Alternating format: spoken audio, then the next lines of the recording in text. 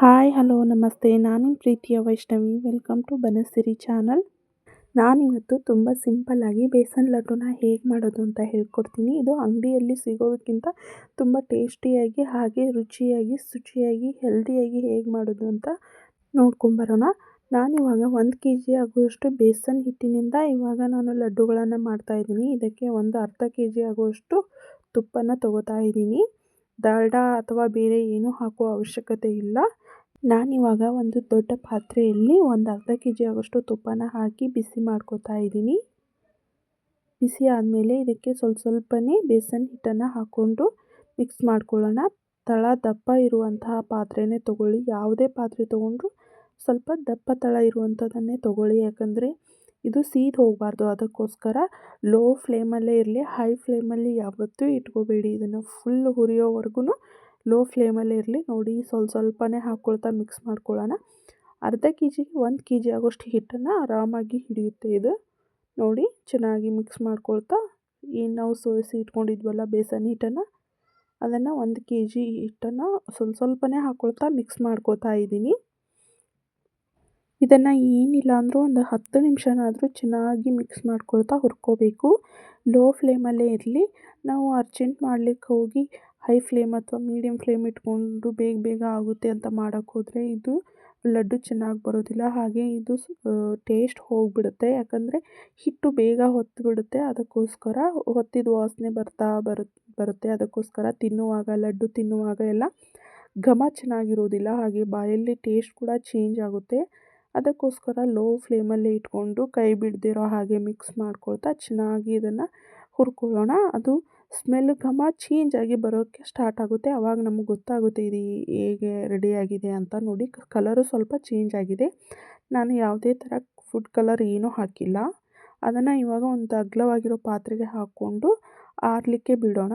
ಪೂರ್ತಿಯಾಗಿ ತಣ್ಣಗಾಗಲಿಕ್ಕೆ ಬಿಟ್ಬಿಡೋಣ. ಇವಾಗ ನಾನು ಒಂದಿಷ್ಟು ಗೋಡಂಬಿನ ಪುಡಿ ಮಾಡಿಕೊಂಡು ತುಪ್ಪದಲ್ಲಿ ಕರ್ಕೋತಾ ಇದ್ದೀನಿ. ನೋಡಿ ಒಂದು ಸ್ವಲ್ಪ ಗೋಡಂಬಿ ದ್ರಾಕ್ಷಿನ ಕೂಡ ನಾನು ಫ್ರೈ ಮಾಡಿ ಇಟ್ಕೋತಾ ಇದ್ದೀನಿ ತುಪ್ಪದಲ್ಲಿ.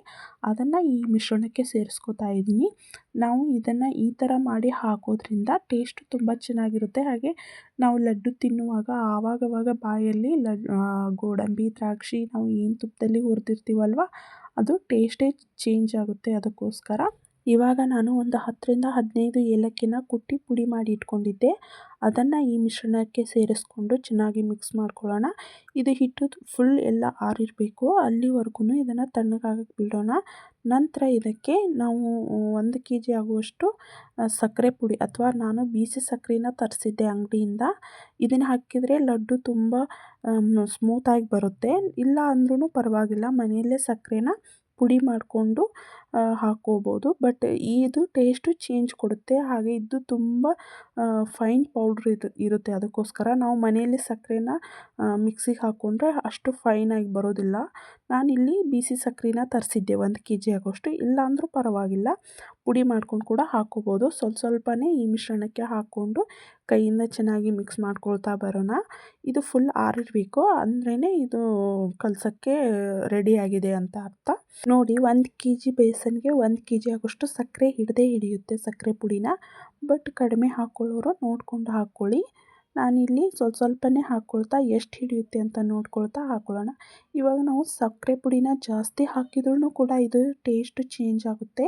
ಹಾಗೆ ಕಡಿಮೆ ಹಾಕಿದ್ರೂ ಕೂಡ ಚೇಂಜ್ ಆಗುತ್ತೆ. ಅದಕ್ಕೋಸ್ಕರ ನೋಡಿ ಉಂಡೆ ಕಟ್ಟೋ ಹದಕ್ಕೆ ಬರಬೇಕಿದು ಹಿಟ್ಟು. ಅಲ್ಲಿವರೆಗೂ ಸಕ್ಕರೆನ ಹಾಕ್ಕೊಳ್ತಾ ಸ್ವಲ್ಪನೇ ಹಾಕ್ಕೊಳ್ತಾ ಮಿಕ್ಸ್ ಮಾಡ್ಕೊಳ್ಳೋಣ. ಸ್ವಲ್ಪ ಸಕ್ಕರೆ ಜಾಸ್ತಿ ತಿನ್ನೋರು ಜಾಸ್ತಿ ಹಾಕ್ಕೊಳ್ಳಿ, ಕಡಿಮೆ ತಿನ್ನೋರು ಸ್ವಲ್ಪ ಕಡಿಮೆ ಹಾಕ್ಕೊಳ್ಳಿ. ಕೈಯಿಂದನೇ ಇದನ್ನು ಚೆನ್ನಾಗಿ ಮಿಕ್ಸ್ ಮಾಡ್ಕೊಳ್ತಾ ಬನ್ನಿ. ಅದು ತುಪ್ಪ ಬಿಡ್ತಾ ಹೋಗುತ್ತೆ, ಹಾಗೆ ಉಂಡೆ ಕಟ್ಟೋ ಹದಕ್ಕೆ ಬರುತ್ತೆ. ಅಲ್ಲಿವರೆಗೂ ಚೆನ್ನಾಗಿ ಮಿಕ್ಸ್ ಮಾಡ್ಕೊಳ್ತಾ ಬರೋಣ. ನೋಡಿ ಅಂಗಡಿಯಲ್ಲೇ ಮಾಡಿರೋ ರೀತಿ ಮಾಡಿದ್ದೀನಿ. ಬಟ್ ಇದಕ್ಕೆ ಫುಡ್ ಕಲರನ್ನು ಹಾಕ್ತಾರೆ, ನಾನು ಹಾಕಿಲ್ಲ. ನಾವು ಚೆನ್ನಾಗಿ ಬೇಸನನ್ನು ಹುರ್ಕೊಂಡ್ರೆ ತುಪ್ಪದಲ್ಲಿ ಅದೇ ಕಲರ್ ಚೇಂಜ್ ಆಗುತ್ತೆ. ಅದೇ ಕಲರಿಂದನೇ ಉಂಡೆ ತುಂಬ ಚೆನ್ನಾಗಿ ಬರುತ್ತೆ. ನಾವು ಫುಡ್ ಕಲರ್ ಹಾಕೋ ಅವಶ್ಯಕತೆಯೇ ಇಲ್ಲ.